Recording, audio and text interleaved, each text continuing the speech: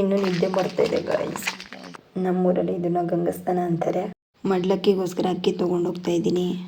ಇವಳು ಬಂದಾಗ್ಲಿಂದ ಬರೀ ಇದೊಂದೇ ಕೆಲಸ ಮಾಡಿರೋದು, ಇನ್ಯಾವ ಕೆಲಸನೂ ಮಾಡಿಲ್ಲ. ಹಾಯ್ ಗಾಯ್ಸ್, ಎಲ್ಲರೂ ಹೇಗಿದ್ದೀರಾ? ನಾನು ಕೂಡ ಚೆನ್ನಾಗಿದ್ದೀನಿ. ಇದು ಹರ್ಷು ಆರ್ನಾಯ್ಕ್ ಯೂಟ್ಯೂಬ್ ಚಾನಲ್. ಇದು ನನ್ನ ಮೊದಲ ಯೂಟ್ಯೂಬ್ ಚಾನಲ್ ಹಾಗೂ ನನ್ನ ಮೊದಲ ಯೂಟ್ಯೂಬ್ ವ್ಲಾಗ್ ಕೂಡ ಹೌದು. ಈ ವ್ಲಾಗ್ನ ಯಾಕೆ ಮಾಡ್ತಾ ಇದ್ದೀನಿ ಅಂದರೆ ಇದನ್ನು ಮುಂಚೆನೇ ಮಾಡಬೇಕಿತ್ತು, ಆದರೆ ಸ್ವಲ್ಪ ಟೈಮ್ ಬರಲಿ ಅಂತ ವೆಯ್ಟ್ ಮಾಡ್ತಾಯಿದ್ದೆ. ಆ ಟೈಮ್ ಇವಾಗ ಬಂದಿದೆ, ಅದಕ್ಕೋಸ್ಕರ ಸ್ಟಾರ್ಟ್ ಮಾಡಿದ್ದೀನಿ.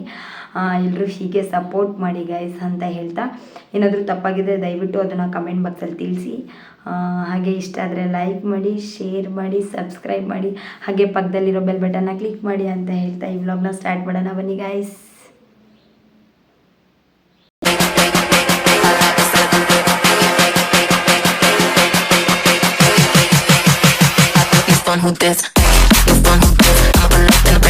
ಫೈನಲಿ ನಮಗೆ ಬಸ್ ಸಿಕ್ತು ಅಂತ ಹತ್ಕೊಂಡ್ವಿ, ಹಾಗೆ ಸೀಟು ಸಿಕ್ತು ಅಂತ ಕೂತ್ಕೊಂಡ್ವಿ.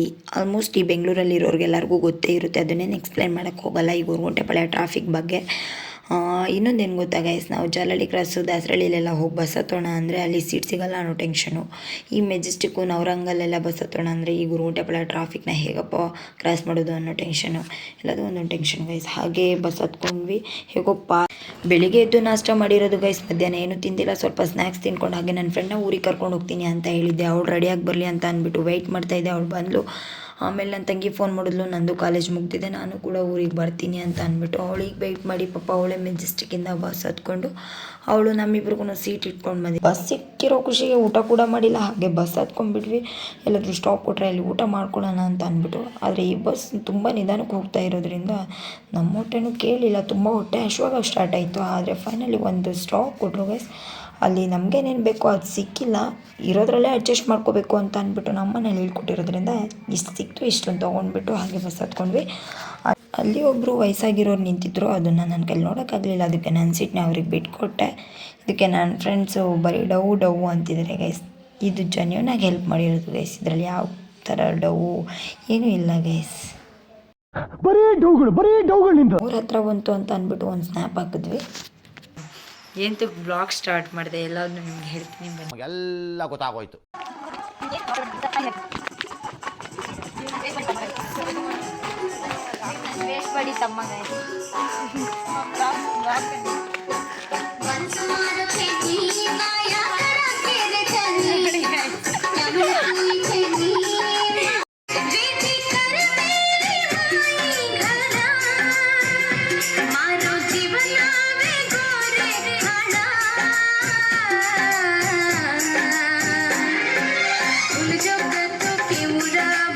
ನೋಡಿದ್ರಲ್ಲ ಗೈಸ್, ನಮ್ಮೂರಲ್ಲೂ ಈ ಥರ ಎಂಟರ್ಟೈನರ್ಸ್ ಇದ್ದಾರೆ ಅಂತ ನನಗೂ ಇವತ್ತೇ ಗೊತ್ತಾಗಿದ್ದು.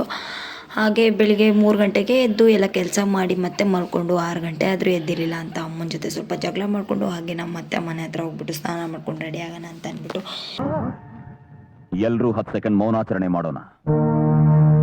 ಇದೇ ನಮ್ಮ ಮತ್ತೆ ಮನೆ ಗೈಸ್. ಹೇಗೆ ರೆಡಿ ಆಗಿದ್ದೀನಿ ಗೈಸ್, ಇದೇ ನನ್ನ ಫೈನಲ್ ಔಟ್ಫಿಟ್. ಲ್ಯಾಟ್ರಿ ಫೈನಲಿ ಪೂಜೆ ಸ್ಟಾರ್ಟ್ ಆಯಿತು. ಹಾಗೆ ಕಳಶ ಹೊರ್ತಿರೋರು ನಾನು ನಮ್ಮ ಅತ್ತಿಗೆ ನನ್ನ ತಂಗಿ ಆಗಿರೋದ್ರಿಂದ ನಮ್ಮ 3 ಜನಕ್ಕೂ ಕೈಗೆ ಕಂಕಣ, ಹೂವಿನ ಕಂಕಣ ಥರ ಕೊಟ್ಟಿದ್ರು. ಅದು ಕಂಕಣನೇ ಅಂತಾರೆ ಅನ್ಸುತ್ತೆ, ನಂಗೆ ಗೊತ್ತಿಲ್ಲ. ಒಳ್ಳೇದು ಮಾಡ್ತದ ಜನ್ಮಕ್ಕೆ ಹೋಗೋ. ಎಲ್ಲ ಕಡೆ ಇರೋ ಥರ ನಮ್ಮ ಕಡೆನೂ ಪದ್ಧತಿ ಗೈಸ್, ಎಲ್ರಿಗೂ ಅರಿಶಿನ ಕುಂಕುಮ ಕೊಡೋದು. ಇವ್ರು ಬೇರೆ ಯಾರೂ ಅಲ್ಲ ಗೈಸ್, ನಮ್ಮ ದೊಡ್ಡಮ್ಮ, ಇವಳು ನನ್ನ ತಂಗಿ ಗೈಸ್. ಇವರೇ ನಮ್ಮ ಅತ್ತಿಗೆ ಗೈಸ್. ನಮ್ಮ ಅತ್ತಿಗೆ ಪೂಜೆ ಮುಗೀತು, ಇವಾಗ ನಮ್ಮ ಅಕ್ಕ ಪೂಜೆ ಮಾಡ್ತಾ ಇದ್ದಾಳೆ. ಒಬ್ಬರಾದ್ಮೇಲೆ ಒಬ್ಬರು ಅಂತ ಎಲ್ಲ ಬಂದು ಪೂಜೆ ಮಾಡ್ತಾನೆ ಇದ್ದಾರೆ, ನಾನು ನಿಂತ್ಕೊಂಡು ನೋಡ್ತಾನೆ ಇದ್ದೀನಿ. ಇವರು ನಮ್ಮಮ್ಮ ಗೈಸ್, ಇವಾಗ ಅರಿಶಿನ ಕುಂಕುಮ ಲಾಸ್ಟಲ್ಲಿ ಹಚ್ತಾ ಇದ್ದಾರೆ. ಫೈನಲ್ ಟಚ್ ಯಾವಾಗಲೂ ನಮ್ಮಮ್ಮಂದೇ ಆಗಿರುತ್ತೆ. ಇವರೇ ನಮ್ಮಮ್ಮ. ನಮ್ಮಮ್ಮಗೆ ದೇವ್ರ ಮೇಲೆ ತುಂಬ ಅಂದರೆ ತುಂಬ ಭಕ್ತಿ ಗೈಸ್. ನಮ್ಮೂರ ಕಡೆ ಎಲ್ಲ ಕಳಶ ಹೊರ್ಸೋಕ್ಕೂ ಮುಂಚೆ ಈ ಥರದ್ದೇ ತಲೆ ಮೇಲೆ ಇಟ್ಟಿರ್ತಾರೆ ಗೈಸ್, ಇದ್ರ ಮೇಲೆ ಕಳಶ ಹೊರಿಸ್ತಾರೆ. ಇದೆಲ್ಲ ಊರ ಕಡೆ ಇರೋದಿಲ್ಲ, ಒಂದೊಂದು ಊರ ಕಡೆ ಮಾತ್ರ ಇರ್ತದೆ, ಅದಕ್ಕೋಸ್ಕರ ತೋರಿಸ್ತಾ ಇದ್ದೀನಿ. ಪ್ರಸಾದ ಕೊಟ್ಟಿದ್ದು ಹಾಗೆ ಬಾಯಲ್ಲೇ ಇತ್ತು, ಇನ್ನೂ ತಿಂದೇ ಇರಲಿಲ್ಲ, ಆಗಲೇ ಕಳಶ ಹೊರಿಸ್ಬಿಟ್ರು. ನನಗೂ ಏನು ಮಾಡಬೇಕು ಅಂತ ಗೊತ್ತಾಗಲಿಲ್ಲ, ದೊಡ್ಡವರೇ ಹೇಳಿದ್ಮೇಲೆ ಏನು ಮಾಡೋಕ್ಕಾಗಲ್ಲ ಅಂತ ಅಂದ್ಬಿಟ್ಟು ನಾನು ಹಾಗೆ ತಿಂತಾನೆ ಎತ್ಕೊಂಡೆ.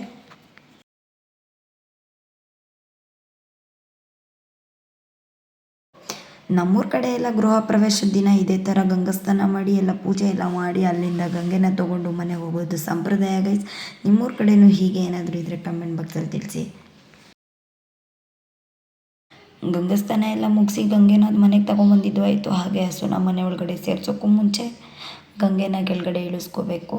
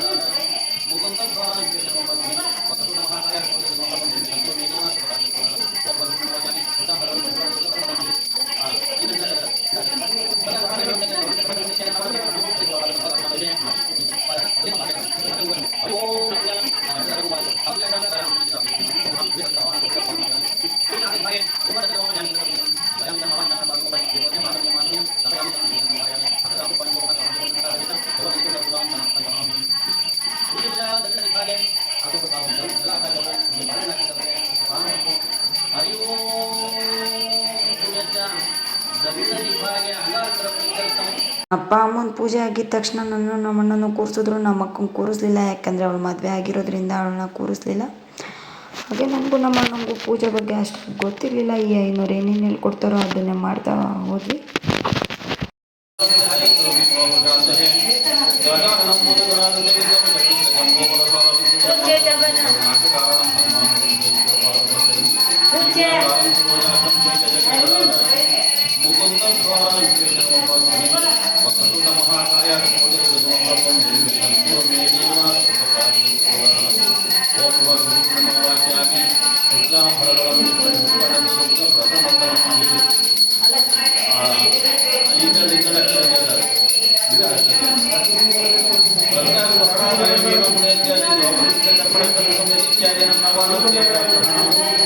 ಎಲ್ಲರೂ ಕೂಡ ಹಾಲುಕ್ಕೋದನ್ನ ನೋಡೋಕ್ಕೆ ಕಾಯ್ತಾ ಇದ್ರು. ನಾನು ಕೂಡ ಹೋದೆ, ಅಲ್ಲಿ ಜಾಯ್ನ್ ಆದೆ ಅವ್ರ ಜೊತೆಗೆ ಹಾಲುಕ್ಕೋದನ್ನ ನೋಡೋಕ್ಕೆ ಅಂತ. ಅಲ್ಲಿರೋರು ದೊಡ್ಡವರೆಲ್ಲ ಬೈದರು ಹಾಲುಕ್ಕೋದನ್ನೆಲ್ಲ ವಿಡಿಯೋ ಮಾಡಬಾರ್ದು ಅಂತ ಅಂದ್ಬಿಟ್ಟು. ಅದಕ್ಕೆ ಬಾಯಿ ಮುಚ್ಕೊಂಡು ಸೈಡಿಗೆ ಬಂದೆ. ಇದು ಆಕ್ಚುಲಿ ಬನ್ನಿ ಗೈಸ್, ನನ್ನ ಫ್ರೆಂಡ್ಸ್ ಬಂದಿದ್ದಾರೆ, ನೋಡೋಣ. ಬನ್ನಿ ಬನ್ನಿ ಬೇಗ.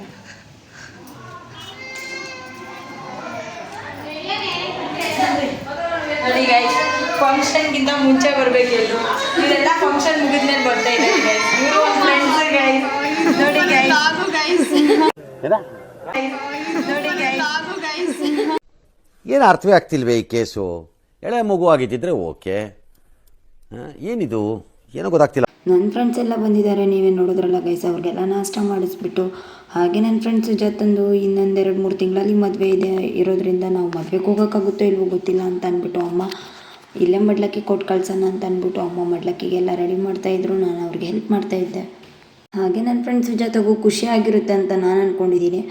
ಯಾಕಂದರೆ ಮನೆಗೆ ಬಂದಿರೋರು ಖುಷಿ ಆದರೆ ನನಗೂ ಖುಷಿಯಾಗುತ್ತೆ. ಎಲ್ರಿಗೂ ಆಲ್ಮೋಸ್ಟ್ ಹೀಗೆ ಇರುತ್ತೆ ಅಲ್ವಾ ಗೈಸ್, ಅದರಲ್ಲಿ ಏನು ಸ್ಪೆಷಲ್ ಏನಿಲ್ಲ. ನನ್ನ ಫ್ರೆಂಡ್ ನೋಡಿ ಗೈಸ್, ಇವಳೇ ನನ್ನ ಫ್ರೆಂಡ್ಸ್ ಜೊತೆ. ಇವಳದೇ ಈ ಒಂದೊಂದು 2-3 ಮಂತ್ಸಲ್ಲಿ ಮದುವೆ ಇರೋದ್ರಿಂದ ಇವಳಿಗೆ ಇವಾಗಲೇ ಅರಿಶಿನ ಕುಂಕುಮ. ನಮ್ಮ ಕಡೆ ಎಲ್ಲ ಹೀಗೆ ಗೈಸ್, ಮದುವೆ ಆಗಿಲ್ದಲೇ ಇರೋರು ಬಂದರೆ ಅವರಿಗೆ ಅರಿಶಿನ ಕುಂಕುಮ ಕೊಡ್ತಾರೆ, ಮದುವೆ ಆಗಿರೋರು ಬಂದರೆ ಅವರಿಗೆ ಮಡ್ಲಕ್ಕಿ ಎಲ್ಲ ಕೊಟ್ಟು ಕಳಿಸ್ತಾರೆ. ಇದೇ ನಮ್ಮ ಕಡೆ ಎಲ್ಲ ಇರೋ ಸಂಪ್ರದಾಯ ಗೈಸ್.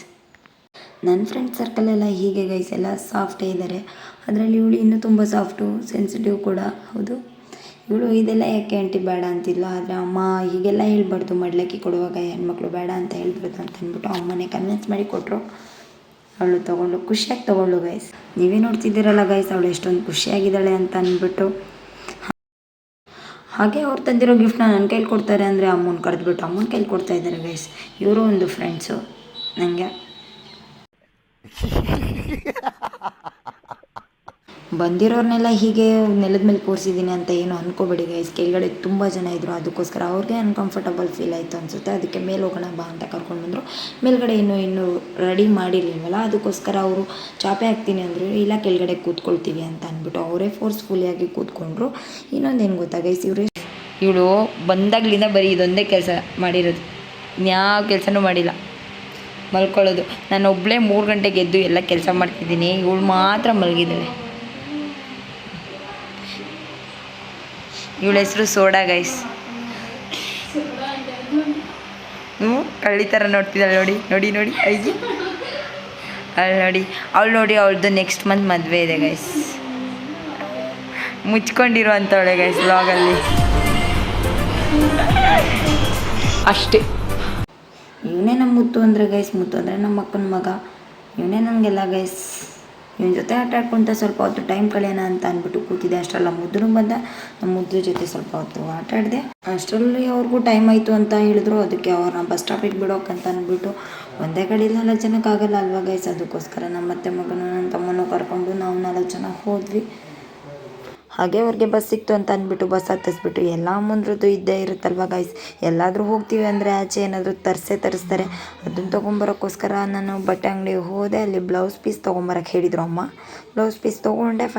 ಬಂದಿರೋ 3 ಜನ ಫ್ರೆಂಡ್ಸಲ್ಲಿ ಇಬ್ಬರು ನಾನು ಬಸ್ ಹತ್ತಿಸ್ಬಿಟ್ಟು ಹಾಗೆ ಅಮ್ಮ ತರಿಸಿರೋ ಬ್ಲೌಸ್ನ ತೊಗೊಂಡ್ಬಿಟ್ಟು ಹಾಗೆ ಮನೆಗೆ ಬಂದೆ. ಮನೆಗೆ ಬಂದು ಊಟ ಮಾಡಿರಲಿಲ್ಲ. ಇಬ್ಬರು ಊಟ ಮಾಡಿಕೊಂಡು ಹಾಗೆ ಸ್ವಲ್ಪ ಹೊತ್ತು ಮುದ್ದು ಜೊತೆ ಆಟ ಆಡೋಣ ಅಂತ ಅಂದ್ಬಿಟ್ಟು ಮಗು ಹಾಕಿರೋ ಜೋಕಲ್ಲಿ ನಾನು ಆಟ ಆಡ್ತಾಯಿದ್ದೆ. ಅಷ್ಟೊತ್ತಿಗೆ ನಮ್ಮ ಊರಿನ ಎಂಟರ್ಟೈನರ್ಸ್ ಬಂದರು. ನಮಗೋಸ್ಕರ ಕಾಯ್ತಾಯಿದ್ರು ಅಂತ ಅಂದ್ಬಿಟ್ಟು ಆಚೆ ಹೋದ್ವಿ. ಹಿಂಡಿದನಲ್ಲ ಮಲ್ಲ ಮಲ್ಲ ಮಲ್ಲ ಸಿಹಿ ತುಂಬಿದ ಬೆಲ್ಲ ರವಿಚಂದ್ರನ್ ಮಲ್ಲ ಮಲ್ಲ ಕಸ್ತೂರಿ ಕನ್ನಡ ನಮ್ಮೂರ ಕನ್ನಡ ನಮ್ಮ ಕನ್ನಡ ಅಳಿಸುಸು ಕಳಿಸುಸು ಒಲಿಸುಸು ನಾಡನ್ನು ಮರಿಬೇಡ ಕನ್ನಡ ಮಣ್ಣಿ ಹೇಳಿ ಮರಿಬೇಡ ಅಭಿಮಾನಿ ತಾಯಿಯ ಚರಿತೆ ಈ ಕನ್ನಡಿಗೂ ಕನ್ನಡ ರೋಮಾಂಚರಾಯಿ ಅಳಿಸಿಸು ಕೊಲಿಸಿಸು ಕಲಿಸಿಸು. ಎಲ್ಲರೂ ನಕ್ಕಿ ಸಾಕಾಯಿತು ಅಂತ ಅಂದ್ಬಿಟ್ಟು ಎಲ್ಲರೂ ಊಟ ಮಾಡೋಕ್ಕಂತ ಬಂದ್ವಿ. ಎಲ್ಲರೂ ಊಟ ಮಾಡಿಕೊಂಡು ಮಕ್ಕಳನ್ನ ಸ್ವಲ್ಪ ಹೊತ್ತು ಆಟ ಆಡಿಸಿ ಮಲಗಿಸೋಣ ಅಂತ ಅಂದ್ಬಿಟ್ಟು ಆಟ ಆಡ್ಕೊತ ಕೂತ್ಕೊಂಡ್ವಿ. ಹಾಗೆ ಇದು ಹರ್ಷವಾರ್ ನಾಯ್ಕ್ ಯೂಟ್ಯೂಬ್ ಚಾನಲ್ನ ಮೊದಲನೇ ಯೂಟ್ಯೂಬ್ ವ್ಲಾಗ್ ಆಗಿದೆ. ಇದನ್ನು ನಾನು ನಿಮಗೆ ಸ್ಟಾರ್ಟಿಂಗಲ್ಲಿ ತಿಳಿಸಿದ್ದೀನಿ ಅಲ್ವಾ ಗೈಸ್. ಏನಾದರೂ ತಪ್ಪಾಗಿದ್ದರೆ ದಯವಿಟ್ಟು ಕ್ಷಮಿಸಿ ಅಂತ ಹೇಳ್ತಾ ಹಾಗೆ ಸಬ್ಸ್ಕ್ರೈಬ್ ಮಾಡಿ, ಲೈಕ್ ಮಾಡಿ, ಸಪೋರ್ಟ್ ಮಾಡಿ, ಹಾಗೆ ಶೇರ್ ಮಾಡಿ, ಪಕ್ಕದಲ್ಲಿರೋ ಬೆಲ್ ಬಟನ್ನ ಕ್ಲಿಕ್ ಮಾಡಿ ಅಂತ ಹೇಳ್ತಾ ಈ ವ್ಲಾಗ್ನ ಕಂಪ್ಲೀಟ್ ಮಾಡ್ತಾಯಿದ್ದೀನಿ. Bye guys.